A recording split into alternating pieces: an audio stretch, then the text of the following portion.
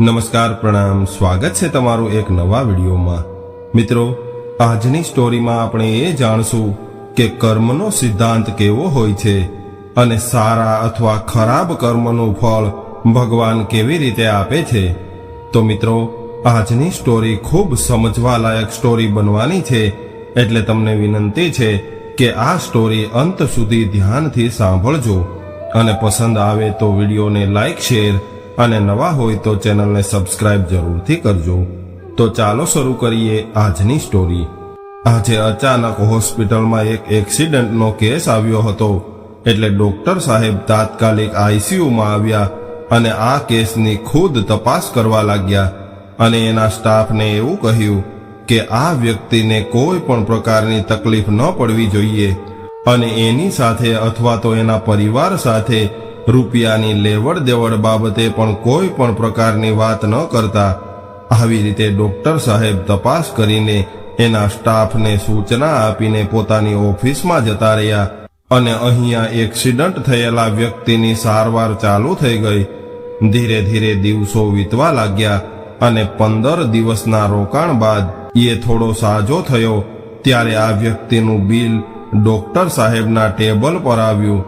ત્યારે ડોક્ટર સાહેબે બેલ મારીને એના એકાઉન્ટ મેનેજરને ઓફિસમાં બોલાવ્યો અને કહેવા લાગ્યા કે આ વ્યક્તિ પાસેથી 1 રૂપિયો પણ નથી લેવાનો। ડોક્ટરની આવી વાત સાંભળીને એનો એકાઉન્ટ મેનેજર કહેવા લાગ્યો કે સાહેબ, આ વ્યક્તિનું બિલ ટોટલ 3 લાખ રૂપિયા થાય છે અને આ તો તમારી જાણ ખાતર કહું છું કે આટલું મોટું બિલ તમે કેવી રીતે માફ કરી શકો। ત્યારે ડોક્ટર બોલ્યા કે આ વ્યક્તિની સારવારનો ખર્ચો કદાચ 10 લાખ થતો હોય તો પણ એની પાસેથી આપણે 1 રૂપિયો પણ નથી લેવાનો। તમે એ દર્દીને મારી ઓફિસમાં લાવો અને એની સાથે તમે પણ આવજો। થોડી વાર બાદ એનો એકાઉન્ટ મેનેજર પેલા દર્દીને વ્હીલચેર પર બેસાડીને ડોક્ટર સાહેબની ઓફિસમાં આવ્યો। ત્યારે ડોક્ટર પોતાની ખુરશી પરથી ઊભા થઈ ગયા અને દર્દીના માથા પર હાથ ફેરવીને કહેવા લાગ્યા કે વિપુલ, તું મને ઓળખે છે? ત્યારે એ દર્દી બોલ્યો કે હા, તમને ક્યાંક જોયા હોય એવું લાગે છે। એટલે ડોક્ટર સાહેબ કહેવા લાગ્યા કે આજથી 3 વર્ષ પહેલા હું મારા પરિવાર સાથે પિકનિક પર ગયો હતો અને ત્યાંથી પાછા આવી રહ્યા હતા ત્યારે અચાનક જ અમારી કારમાંથી ધુમાડા નીકળવા લાગ્યા અને કાર બંધ થવા લાગી। એટલે મેં મારી કાર સાઈડમાં ઊભી રાખી હતી અને ત્યારબાદ થોડી વાર સુધી અમે કાર ચાલુ કરવાનો પ્રયાસ કર્યો, પરંતુ અમારી કાર ચાલુ ન થઈ। સુમસામ રસ્તો હતો અને એ રસ્તા પર કોઈ પણ માનવની અવરજવર પણ હતી નહીં અને સૂર્ય આથમવાની તૈયારી હતી। ત્યારે મારા પરિવારના બધા જ સભ્યોના ચહેરા પર ચિંતા હતી। મારી પત્ની અને મારી દીકરી ભગવાનને પ્રાર્થના કરી રહ્યા હતા। ત્યારે જ થોડા સમયમાં એક ચમત્કાર થયો અને મેલા ઘેલા કપડાવાળો એક યુવાન બાઇક લઈને ત્યાંથી પસાર થયો। ત્યારે અમે બધાએ દયાની નજરથી એ બાઇકવાળા યુવાન તરફ હાથ ઊંચો કર્યો અને એ યુવાન અમને મદદ કરવા ઊભો રહ્યો। એ યુવાન તું જ હતો ને? ત્યારબાદ તે તારી બાઇક સાઈડમાં મૂકીને અમારી મુશ્કેલીનું કારણ પૂછ્યું હતું અને અમે અમારી મુશ્કેલી જણાવી એટલે તું અમારી કાર પાસે ગયો અને કારનું બોનેટ ખોલીને તપાસ કરવા લાગ્યો। ત્યારે અમારા પરિવાર માટે તો ભગવાને જ તને મદદ કરવા માટે મોકલ્યો હોય એવું લાગ્યું હતું, કારણ કે ધીમે ધીમે અંધારું થવાનું ચાલુ થઈ ગયું હતું અને મારા આખાય પરિવાર સાથે આવી ભયંકર જગ્યાએ રાત કાઢવી ખૂબ મુશ્કેલ અને જોખમી હતું। ત્યારે અડધી કલાક મહેનત કર્યા બાદ તે અમારી કાર ચાલુ કરી દીધી અને અમારા બધાના ચહેરા ઉપર આનંદ છવાઈ ગયો હતો। ત્યારબાદ મેં પાકીટ ખોલીને તને કહ્યું હતું કે ભાઈ, પ્રથમ તો તારો ખૂબ ખૂબ આભાર માનીએ છીએ કે તે આવા સમયે અમારી કાર ચાલુ કરી દીધી છે અને ઘણી વખત રૂપિયા કરતાં પણ સમયની કિંમત વધારે હોય છે અને આજે તે અમારા મુશ્કેલીના સમયમાં અમારી મદદ કરી છે, એટલે એની કિંમત હું રૂપિયાથી આંકી શકું એમ નથી। છતાં પણ તે ખૂબ મહેનત કરીને અમારી કાર ચાલુ કરી છે, એટલે એના વળતરનો તું હકદાર છો। એટલે ભાઈ, તું મને એ જણાવ કે મારે તને કેટલા રૂપિયા આપવાના થાય છે. ત્યારે એ સમયે તે હાથ જોડીને મને જે શબ્દો કહ્યા હતા એ શબ્દો મારી જિંદગીનો સિદ્ધાંત બની ગયા છે. ત્યારે તે એવું કહ્યું હતું કે મારો એક નિયમ અને સિદ્ધાંત છે કે મુશ્કેલીમાં મુકાયેલા કોઈ પણ વ્યક્તિને મદદ કરીને એની પાસેથી હું વળતર નથી લેતો, અને એટલે જ મારા વળતરનો હિસાબ ઉપરવાળો રાખે છે. ત્યારે જ મને એવો વિચાર આવ્યો હતો કે એક ગરીબ અને મહેનતુ વ્યક્તિ જો પોતાના સિદ્ધાંત પ્રમાણે ચાલી શકતો હોય તો આપણે કેમ ન ચાલી શકીએ.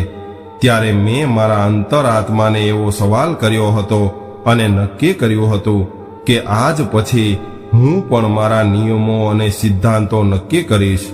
ત્યારબાદ તે એવું કહ્યું હતું કે અહીંયાથી 10 કિલોમીટર દૂર મારું ગેરેજ આવેલું છે, એટલે તમે તમારી કાર આગળ ચલાવો અને હું તમારી પાછળ પાછળ મારું બાઇક લઈને આવું છું, જેનાથી તમને કોઈ તકલીફ ન પડે. મિત્રો, એવું કોણ કહે છે કે મફતમાં સેવા નથી મળતી? પરંતુ વાત મફતની નથી, માણસાઈની છે. મિત્ર, એ વાતને આજે 3 વર્ષ થવા આવ્યા છે, પરંતુ હું તને કે પછી તારા કહેલા શબ્દોને હજુ સુધી નથી ભૂલ્યો.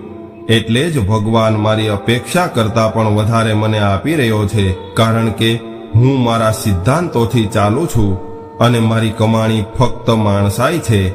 અને એ દિવસે એક વાતની તો મને ખાતરી થઈ ગઈ હતી કે મોટા દિલ તો નાના વ્યક્તિઓના જ હોય છે, કેમ કે એ દિવસે અમારી મજબૂરી જોઈને તું તારી મરજી મુજબ અમારી પાસેથી પૈસા લઈ શક્યો હોત, પરંતુ તે એવું ન કર્યું અને કોઈ પણ પ્રકારના લોભ લાલચ વગર તે અમારી કાર ચાલુ કરી આપી. મિત્ર, આ હોસ્પિટલ મારી છે અને આજે તું અમારી હોસ્પિટલમાં મહેમાન બનીને આવ્યો છો, એટલે તારી પાસેથી રૂપિયા ન લેવાય. ત્યારે વિપુલ બોલ્યો કે અરે સાહેબ, તમારી પાસે આવી રીતે મફતમાં ઈલાજ ન કરાવાય, એટલે થોડા ઘણા રૂપિયા લઈ લ્યો. ત્યારે ડોક્ટર કહેવા લાગ્યા કે વિપુલ, એ વખતે મેં મારી ઓળખ અથવા તો કાર્ડ તને નહોતું આપ્યું, કારણ કે તારા શબ્દોએ મારા અંતરાત્માને જગાડી દીધો હતો.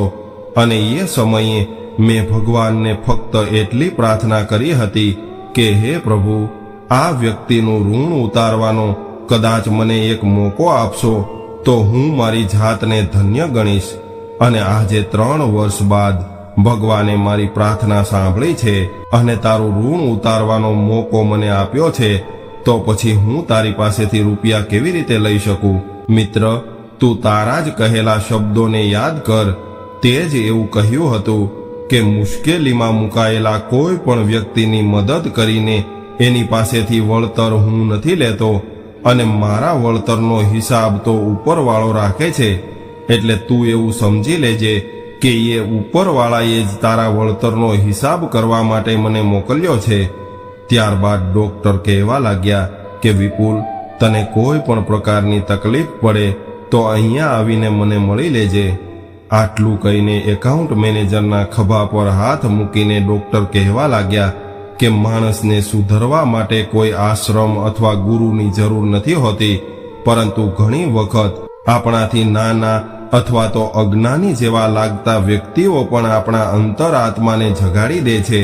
ત્યારે ડોક્ટરની ઓફિસની અંદર મંદિરમાં રાખેલી ભગવાન શ્રી કૃષ્ણની મૂર્તિ સામે હાથ જોડીને વિપુલ કહેવા લાગ્યો કે કોણ કહે છે કે ભગવાન સારા અથવા ખરાબ કર્મનો હિસાબ નથી રાખતો?